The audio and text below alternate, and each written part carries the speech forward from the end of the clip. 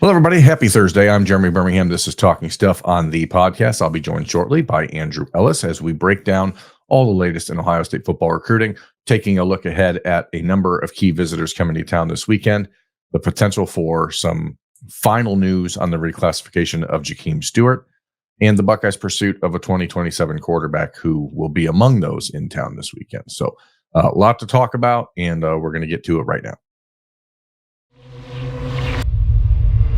Andrew Ellis joins us now. Andrew, hope you're having a good evening. You know, this obviously we record these on Wednesday night. It's going to run Thursday morning. But as you have spent the last couple days, we didn't do a Talking Stuff last week because the Buckeyes weren't at home. There was not obviously a visitors list to talk about. And as we've said before, folks, if we feel like we're just repeating ourselves every week, then we're not going to put something out there just to fill time or to be intellectually dishonest with you. So with a game back on campus at Ohio State this weekend, we are back for Talking Stuff, the Ohio State recruiting podcast. And it's going to be a weird place to start the show, however. And we're going to talk about Notre Dame, who lost a long-time commitment this weekend or on Wednesday. Gosh, my days are running together. And it's not really a surprise. Deuce Knight, the quarterback from Mississippi, flips to Auburn. It's interesting for so many reasons. Number one, because Auburn stinks. Number two, because it's felt inevitable, and there's a lot of parallels in the Deuce Knight recruitment at this point to what I think Ohio State fans feel about Naim Alford. Reading some of the Notre Dame narrative around this recruitment throughout Wednesday evening, it's sort of interesting to me because I feel myself as I read it like just replacing the name Deuce Knight with Naim Alford and feeling like, oh, that's exactly how this feels like it's going for Ohio State. Notre Dame recruiting media adamant that Deuce Knight had not told Notre Dame he was flipping. He was telling them all the right things, still planning visits, still planning on coming back to town for the Stanford game next weekend. And even that was discussed as recently as Tuesday. So and then there's a tweet and it's over. And, you know, it's bizarre because, again, Auburn stinks. The response or the quotes from Deuce Knight to rival Sam Spiegelman had a quote where basically Deuce Knight said it was because of Hugh Freeze and the Hugh Freeze offense, and every quarterback who's there puts up crazy numbers like a video game. And I'm like, I don't know what you're watching. Are you watching me play NCAA 2025 on Heisman and you're talking about interceptions thrown? Because that's like a video game. That's about the only video game-esque feeling you can get from this current Auburn offense. The commitment graphic for Deuce Knight has a giant photo of Cam Newton in the center of it. It has nothing to do with Hugh Freeze, whose best quarterback play was from Malik Willis at Liberty. I don't get it for a number of reasons, but I think it's important to underline the fact that Auburn stinks and their recruiting is on fire and has been for months, because we live in a time when kids don't really care about winning or losing as long as they're having a chance to get paid. Yeah. Am I wrong? Does that feel dirty? No, you're not wrong. And I hate talking about the NIL stuff and the paying stuff because obviously, I'm an Ohio State fan. I know Ohio State is paying guys too. Ohio State also doesn't stink right now. So that's kind of the big thing here. I don't know. You and I have just kind of been innocent bystanders on this whole Deuce Knight thing. All I've really known is that he's visited Auburn seemingly 1,000 times dating back to the summer. The crystal ball picks came in and then nothing happened for months, it seemed. And then Auburn started losing football games and looking terrible on the field. And apparently it just didn't matter. So I agree with you about the quarterback stuff. I don't exactly think of Hugh Freeze as some type of quarterback wizard. So I don't know what that's all about. But really the question Ohio State fans are asking is, does this, obviously it's not like Naim Alford is a wide receiver that Deuce Knight's going to be throwing to or anything, but does this matter at all for Naim Alford? I feel like the answer is no, but what do you think?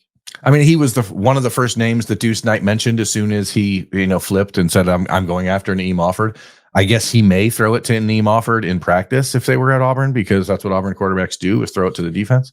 But I don't know. I mean, the reality is, again, there are so many parallels in what I'm reading about the Notre Dame vibe on things. And then I know from talking to people at Ohio State, there seems to be a split almost between how there are multiple ways that people at Ohio State feel about it. There's some who are like, well, I mean, we've seen this film before. There's others who are saying, hey, we're good. Like the Alford family keeps saying the right thing and doing the right thing. But, last week he visited Auburn, but didn't go to the game on Saturday, apparently, just went there to hang out on Friday. And like, you'd rather him have been at the game to watch as the Auburn fans melted down and the program suffered another embarrassing loss after being up like 11 points in the fourth quarter. So you see all this and it really is hard to know, because we've the exact same things are being said from Naim Alford in his camp as Deuce Knight and his camp are saying to the Notre Dame side. So it is bizarre. And like, these programs, they're just selling hope. And now to be fair, I think that Deuce Knight is really, really good at quarterback. And I think he has a chance to be a starter next year at Auburn as a true freshman, because their other quarterbacks are bad. Notre Dame obviously has a lot of invested into CJ Carr and him being the starter probably next year. And so I guess I can understand it's closer to home. You can maybe play early. Hugh Freeze, because the quarterback play has been so bad at Auburn since he's been there, is likely to feel like he has to just run out there with the freshmen and see what happens. Otherwise, he's going to lose his job in a year because they're terrible. So like, I guess it might be about more than just money. I know that Hugh Freeze is from Mississippi, where, Deuce Knight is from Mississippi. There's like those connections. But I try to figure out, like, what does this mean for Naim Alford? And it's like, Naim Alford's not going to go there and be the starting quarterback. Now, he might play a lot as a freshman at Auburn. He may very well play a lot as a freshman at Ohio State if he's as good as advertised, which I think he is. So I don't know that anything's really different there. The difference is Auburn is less than an hour away from his home or whatever, and he's there a lot. And Ohio State was expecting to get him on campus this weekend, and we'll just spin out of the Notre Dame talk here. And Ohio State was expecting to get Naim Alford back on campus this weekend. His father told me last week that he will not be visiting this weekend because Naim's older brother, who's a freshman running back at Tulane, the Green Wave, are playing in Birmingham this weekend at Alabama Birmingham, which makes it pretty convenient for the family to see his brother. So the family's staying home. And now the goal is to get back for the Nebraska game, right? So it's just like, again, when I'm looking at the parallels between the Deuce Knight thing, it's like, okay, well, we'll be there, but then not there. And you look at Ohio State this weekend, and there's a large group of commitments coming back to town, and Devin Sanchez and his family coming in from Texas among them. And so you would like to see the relationship between the Alford family and the Sanchez family continue to be the buoy for Ohio State. But it just, and I know they talk, but I don't know that it doesn't seem like there's as much of a drive to be like, we're doing this together as you would like there to be for two kids who've been committed for, Naim Alford's been committed to Ohio State for 8 months. So it's not like this is a decision he made in the summer on a whim. Everyone in his family was in Columbus when he made his decision. So like, the family is very serious about Ohio State, but it's just like something keeps pulling the Tigers back into the conversation, even though, and repeat it with me now, they stink. Yeah, they do stink. And I guess the other side of this is just sticking with the Notre Dame thing real quick. I'll put a bow on that. Like, you don't look at Notre Dame and view Notre Dame as like some quarterback developing powerhouse or anything right now. But with the Alford thing, you look at Ohio State and you look at Ohio State with DBs. Ohio State's going to put three guys in, or at least two, if not three guys, into the first few rounds of the NFL draft this year. So, and Tim Walton's there. Obviously, he's very tight with Tim Walton. I just, I don't love the proximity to Auburn. I don't love the 500 visits to Auburn, and I don't know. We'll find out in December. We're going to be playing this game for the next 3 months or whatever. So I guess just get used to it if you haven't already. My biggest concern is this, because I've already heard rumblings that the Alford family is planning to be at the Iron Bowl on November 30th instead of in Columbus on November 30th. And if that's true, that to me is a pretty big red flag. Like that would be pretty telling.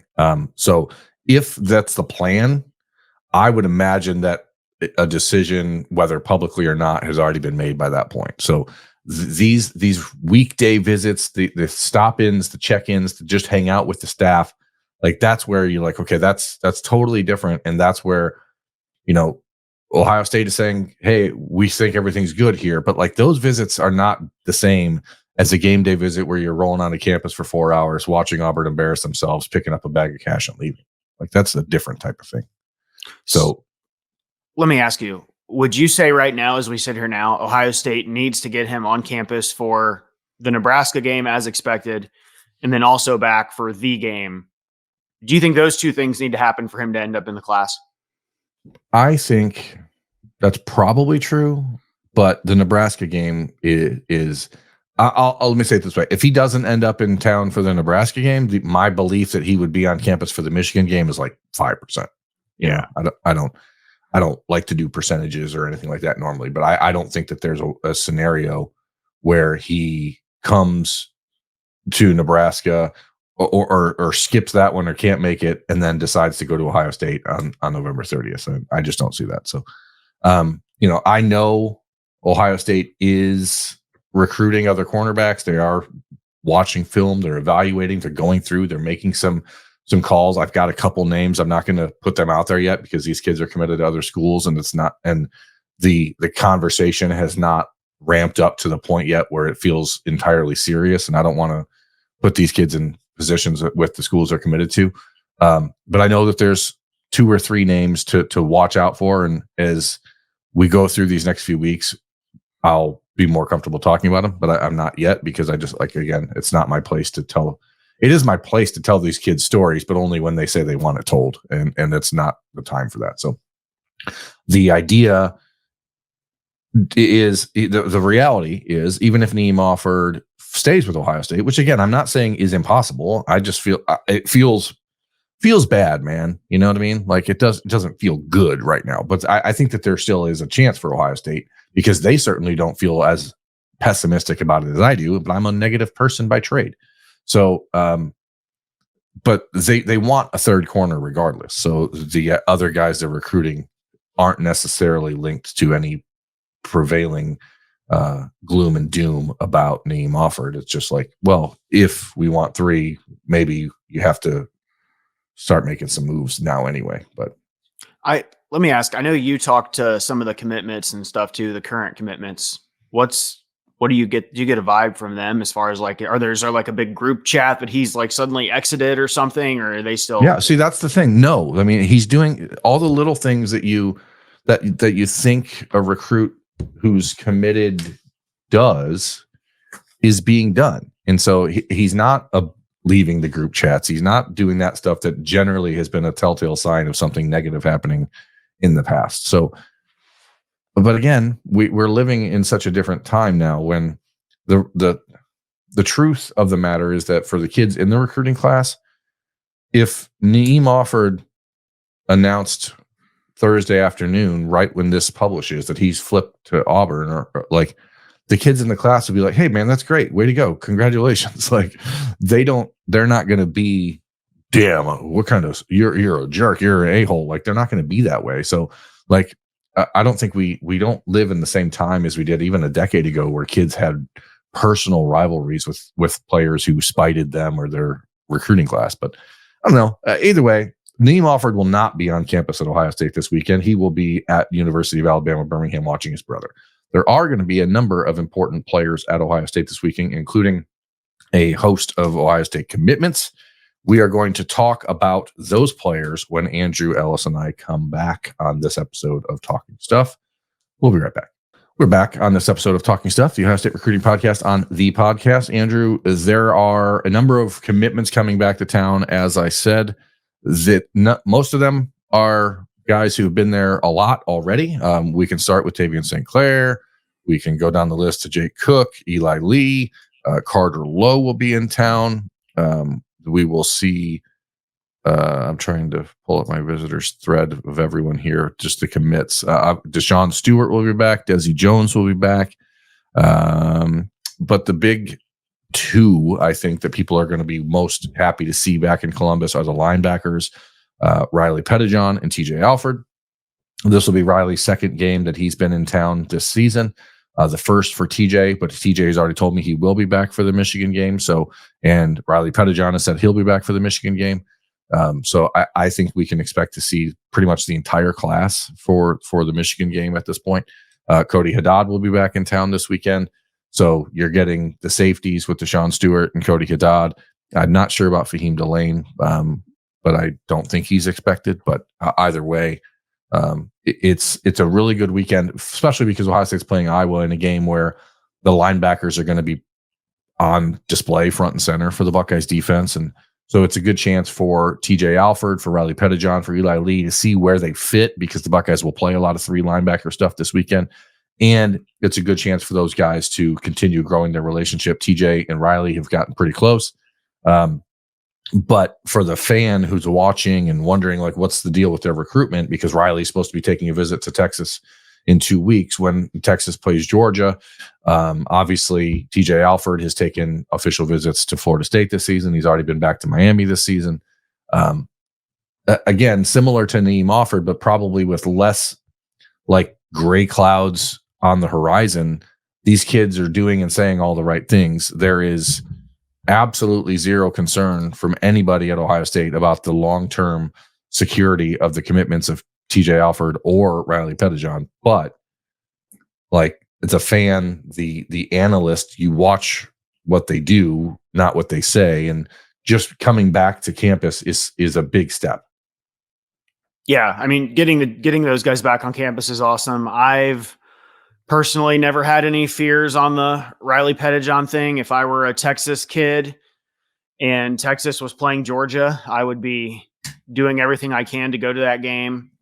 I also think it's important to remember that Texas didn't seem to be the number 2 team. If I remember correctly, USC was that school. So I'm not on high alert at all on that one. And then Texas A&M was probably ahead of Texas as well when that happened. Yeah, and then TJ Alford, as we've talked about, I mean, Florida State is not good. Florida is not good. Miami probably is not very good, but they're undefeated, and they're probably going to, play for an ACC title. So, I mean, there's still a lingering concern there for me on Miami, but it's not like I'm not at like a 10 right now on the concern chart. It's such a weird time in college football because, again, I mean, I've watched Miami pretty much every week. I think that they've got a very talented team. They obviously got bailed out by officials last week and should have lost to Virginia Tech. But, like, you can be an okay team and make the playoff, and you can sell that to people as the hope of the future. Like, okay, you're the missing piece to get us even further in the playoff. Like, it is going to change the way that teams can present things. But obviously, Mario Cristobal does a great job of recruiting. They're hammering the kids in Florida about being there in South Florida. And again, to Mario Cristobal's advantage is that Florida State now is crumbling, and Florida will probably have a new head coach by next season. I don't know if that's going to be the case with Mike Norvell at Florida State, but certainly feels that way at Florida. So the competition in the state, which you could use to help divide up the interest as opposed to like spending every weekend at Miami, is not going to probably be there. So it is interesting. But regardless, I mean, the important thing is, again, there's nobody at Ohio State who has any real concern about the commitment of Riley Pettijohn or TJ Alford. So getting those guys back on campus is huge. Should be a beautiful weather weekend. That's all. I mean, it's such a stupid topic because if you go play in the NFL, obviously you're going to play in bad weather. But for kids coming up from Texas and Florida who may believe that the Midwest in October is cold or something, like, it's going to be a nice, beautiful, beautiful day on Saturday. So it's pretty good. We can run down the rest of this list quickly. People on the screen, if you're watching this on YouTube, you can certainly see the names that we have here. If you're just listening to this on Spotify or Apple Podcasts or whatever, we'll go down this 10 guys who we have as the most important visitors for the weekend. The first name on the list is not someone who I would say is an important recruit, but it's just worth noting after Ohio State's kicking issues the last couple of weeks. His name is Dom DeFreitas. He's from Indiana. He's a 2025 kicker. He does not have any scholarship offers. But in the last 2 weeks, he's made a 62-yard field goal and a 60-yard field goal. The 62-yarder is the Indiana State record. Obviously, huge leg, because I've seen the video of the 62-yarder. It would have been good from 70. Ohio State is in a position where maybe they would be willing to take a kicker in the 25 class. It is a class they know they're going to be taking larger numbers in. They already have 26 commitments. They've been hosting 2026 kickers for the first few weeks of the season, but the fact that they're bringing into 2025 this weekend is interesting to me. And here we are, it's October. If he hasn't had an offer yet, there's at least a chance he would be willing to consider a preferred walk-on type of deal. And I don't like to waste a lot of time on recruiting shows talking about specialists or long snappers or kickers, but I thought that one was interesting. Running back Sean Alston from Ohio. He's a player that is very highly ranked on On3. Like they love him. He does not have an Ohio State offer. He's coming to town this weekend. He's been talking a lot to Carlos Lachlan. We'll see. I mean, the Buckeyes probably are going to need to take 2 or maybe 3 running backs in that class, since it seems like they're set with 2 in the class of 2025 now, after wanting 3 for most of the cycle.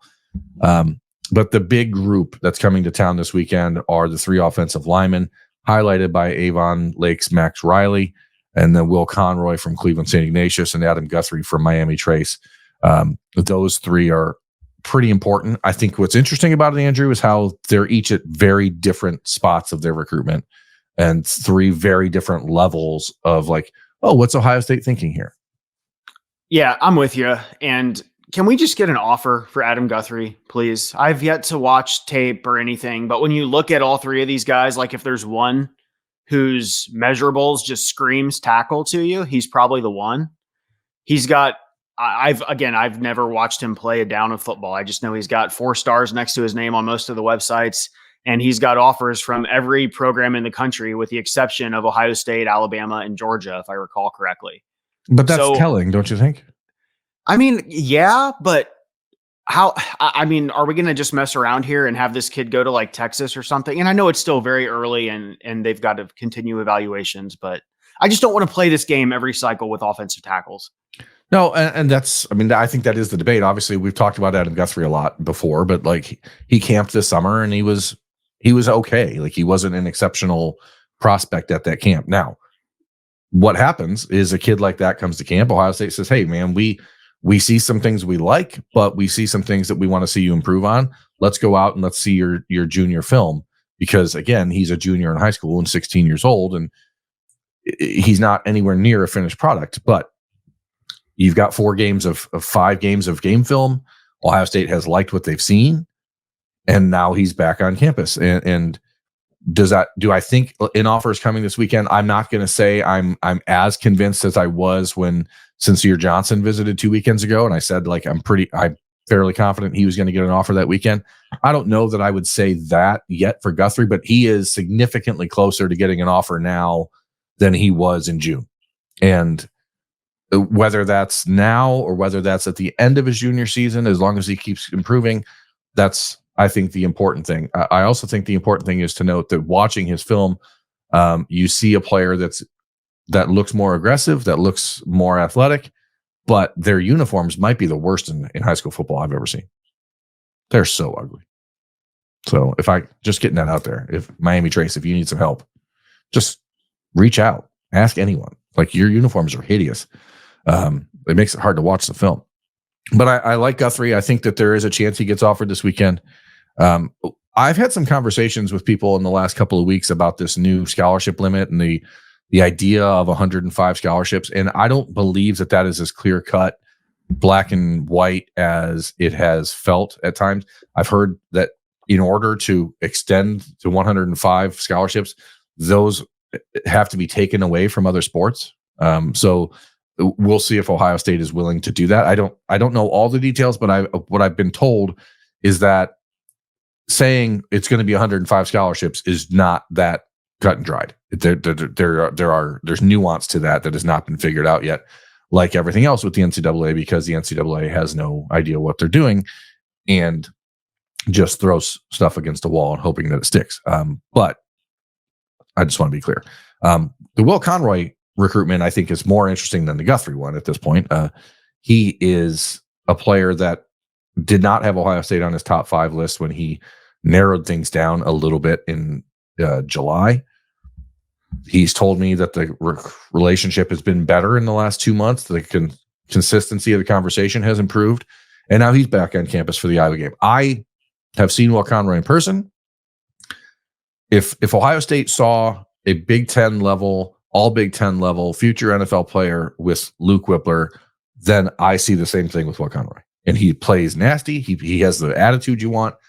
I think that Ohio State going all in on Will Conroy is very important. And I think that starts this weekend to get themselves back into that upper echelon with him that involves Michigan, Tennessee, and others. And again, like Sam Greer not visiting this weekend, but you look at those 3 guys that are coming this weekend and Sam Greer, I think you're in a position to sign a really, really good 6-man class, and you could sign 4 of them from Ohio. And I agree with you on Adam Guthrie. Like, I think something is going to happen eventually. It should probably happen now, because you can motivate him in different ways to make sure he continues to improve and stay on the path of development to be the best player he can be at Ohio State. But how long do you wait? I'm not worried about Texas or someone like that for Adam Guthrie.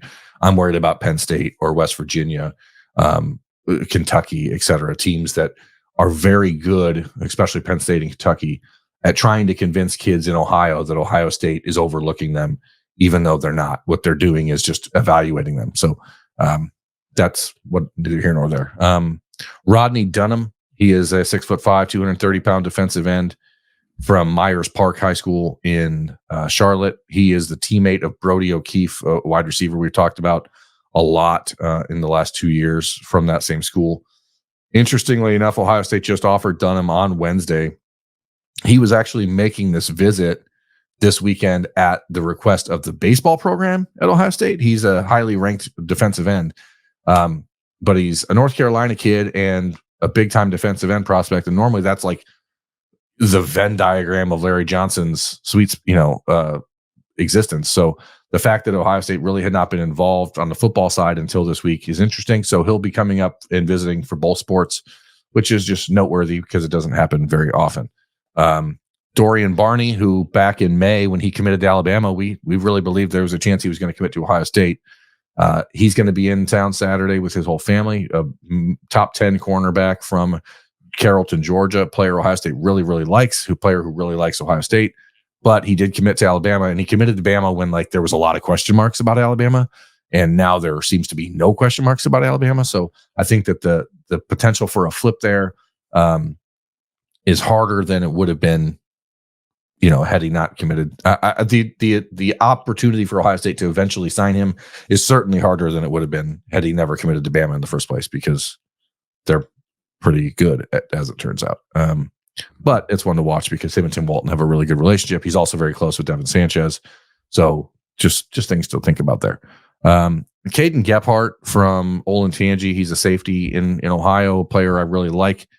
Again, I would almost have Gephardt as more of a likelihood for Ohio State than maybe even Guthrie, just based on history and the way Ohio State has recruited in the last few years. But 6'1", 220-pounder, he's a in the box safety type, and a player who, if Ohio State doesn't offer, I think will end up at Penn State or somewhere like that and end up pissing off Ohio State fans over the next few years that he's down in Columbus. Those are the main ones in the class of 2026. There is also Georgia linebacker who I was told about, Zach Weeks, who's not on this list. He's a 4-star from Georgia. He's a Georgia legacy. He'll be up this weekend. He actually has 2 brothers that play at LSU. So the family is not beholden to the Bulldogs, but he's going to be up this week.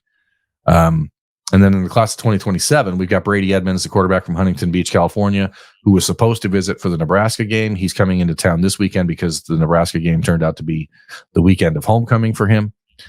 And he is, in my opinion, the top player on the board for Ohio State at quarterback in that class. And he's going to get a chance to connect with Jameer Brown from Wayne High School in Huber Heights, Ohio, who's the number one receiver on the board for Ohio State in the class of 2027. Speedster from Wayne. I think it's kind of cool. He's visiting this weekend at the same time that Braxton Miller is being inducted into the Ohio State Hall of Fame. So you'll probably see him getting some extra love from Braxton, and that is always a good thing. And then Alabama linebacker Ellis McGaskin is another who's coming into town. Andrew, before we switch away from this screen and these visitors, are there anybody outside of the Guthrie conversation that catches your eyeballs? I mean, I've talked before about my fascination for Jameer Brown just because of the speed. I have no idea what's going through Brian Hartline's head as far as, is it too soon, or I have no idea what's going through the kid's head either as far as whether or not he's even close. But I am watching that one a little bit, and I like, as you said, him getting on campus with Brady Edmonds, because if those end up being two of your foundational pieces for the 2027 offense, then that's a hell of a start. Yeah, I mean, it is unusual for Brian Hartline to offer a player that early, especially in the state of Ohio, but he did. He offered him at camp this summer. And so you know that the interest is there. The Buckeyes, I asked a few people, as I do every week with visitors, like, who are your 2 or 3 most important non-committed visitors this weekend? And Jameer Brown was at the top of the list for multiple people. So that is at least an indicator to me that this is not we offered him, now we'll touch base with him in 2 years and see how he looks. Like, this is a real recruitment for Ohio State. So I think that they would be more than happy to take a commitment from Jameer Brown early. Rivals.com has him as the number 7 player in the country in the class of 2027. So you definitely want to make sure that you're establishing with Jameer Brown and his family that you're a priority for Brian Hartline and the Buckeyes right now. This is not something that you're going to diddle around with. That's the big visitor talk for the weekend. Again, we could talk about this stuff for hours and hours, but Andrew and I both have lives, and quite frankly, we need to get to them at times. So we'll be right back to wrap up this episode of Talking Stuff on the podcast. Okay, Andrew, we're back on Talking Stuff. I want to talk a little bit more about Brady Edmonds and the idea, I guess, that this is a commitment watch type of situation for Ohio State, because as we've discussed about him in the past, like, it feels like is it too early to take a 2027 quarterback based on the way quarterback recruiting has panned out in the last 7 cycles or so? And I would normally say yes, but I think that because the class of 2026 seems to be so wide open, that I think you almost have to go get the top of the board guys that you have in 27 if you've already identified them. You can't really play the game of let's see what happens. Yeah, no, I 100% agree with you there. And again, props to you, because you brought his name to the radar months ago before I even knew who the heck he was.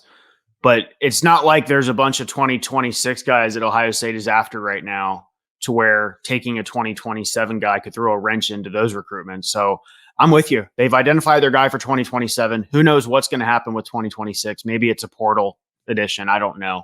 But I hope that they push. I hope they get this kid, and I hope it's done in the next week. Yeah, I've always, and I mean, people who followed me or been along this journey of covering recruiting with us, like, I always advocate for taking a quarterback in every single class. Like, that's just the way I think it's vital. But the addition of Julian Sayin this past offseason changes the calculus a little bit if you feel confident that Lincoln Keenholz and Aaron Noland are both going to stick around with Tavian St. Clair, Julian Sayin, et cetera, down the line. I'm not including Devin Brown in that conversation, who may very well be back as well. But I'm just saying, when it comes to the class of 2026, Devin Brown won't be in the conversation at that point. So he's not worth adding into this conversation. I think it's also more important to go to the line here with Brady Edmonds, because the 2026 class, it's not just that Ohio State hasn't really pinpointed who they want in that class. It's that everyone's committed in that class. So it's not as though you're waiting and you're in the mix for a handful of guys and you're waiting to see what shakes out. So if you take a 2027, you run the risk of upending the board for 26. Like, there is no board for 26. Like, so Brady Edmonds camped at Ohio State last summer.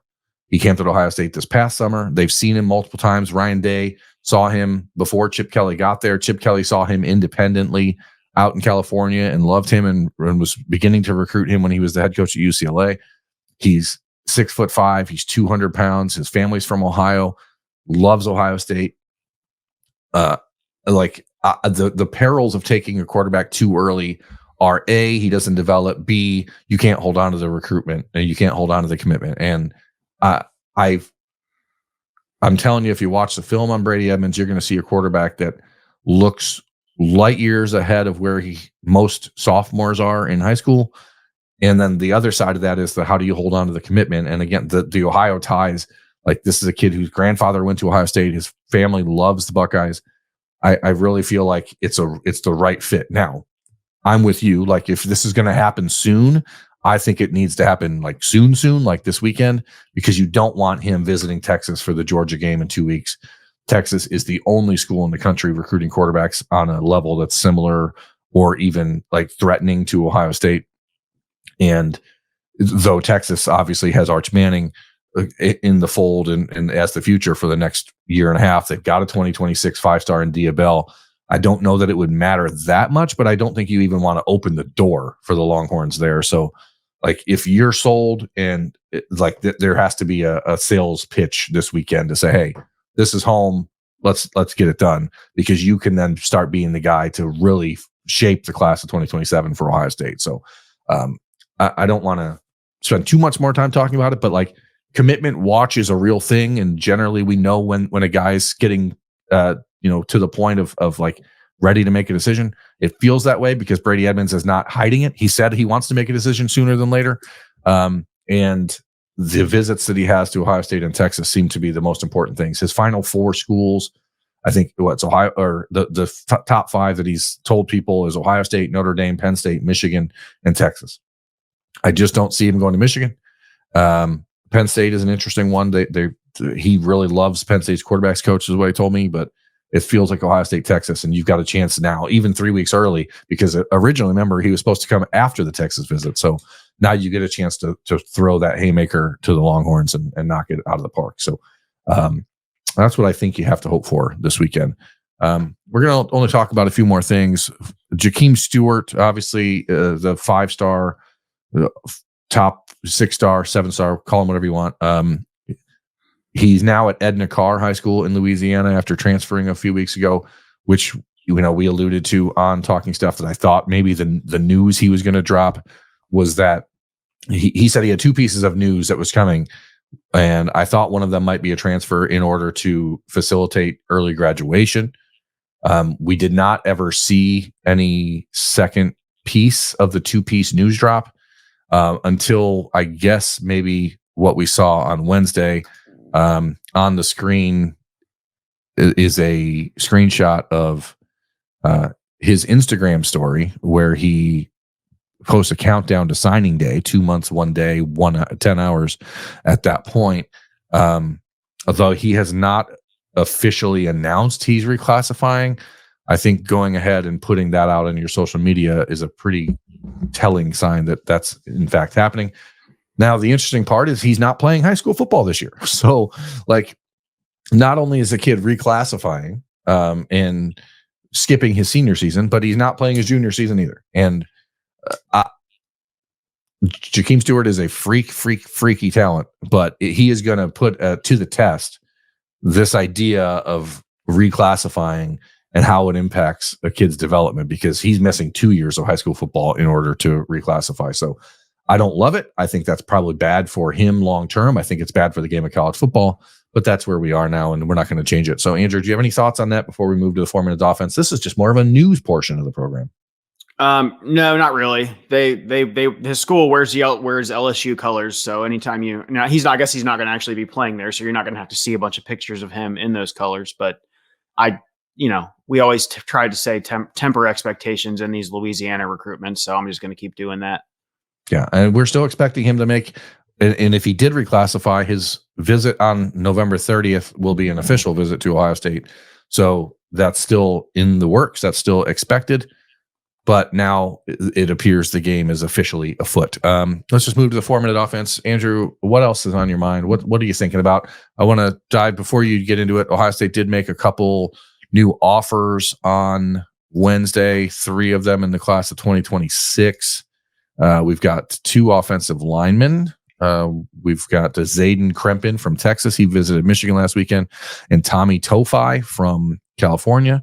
And then Rodney Dunham, who we already talked about as a visitor for this week. So that's the latest in the world of offers.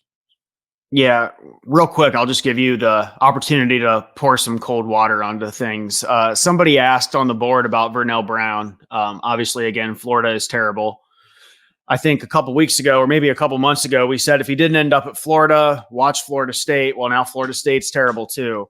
But I don't know. Somebody asked about Florida and whether or not that's one Ohio State could get back in on. I would personally love that because he's one of the best receivers in the country, probably my favorite behind DeCorian Moore. Do you think that's even worth watching, or is it just kind of like nothing right now? I was told it's absolutely nothing. Now, I was not told that from the Vernell Brown side. I was told that from the Ohio State side. I've been told that there has not been any conversation with Ohio State and Vernell Brown since he committed to Florida. I don't think that there's anything to that. Now, again, we live in a very bizarre timeline where things can change quickly, but I was told fairly unequivocally that is a no chance. As of today, as we record this on October 2nd, I was told unequivocally that is not happening.